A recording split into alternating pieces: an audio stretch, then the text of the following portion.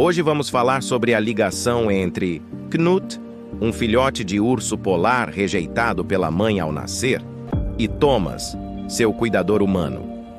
Knut teve um início de vida difícil, mas Thomas cuidou dele com dedicação, criando uma fórmula especial para alimentá-lo. O filhote cresceu saudável e se tornou uma estrela mundial, gerando milhões de euros para o zoológico. Com o tempo, o zoológico decidiu separar Knut de Thomas, priorizando lucro e segurança. Thomas, triste com a separação, pediu demissão. Knut ficou cada vez mais solitário e, após ser vendido a outro zoológico, morreu tragicamente ao cair em um tanque de água. A causa oficial foi um ataque cardíaco, mas houve suspeitas de negligência.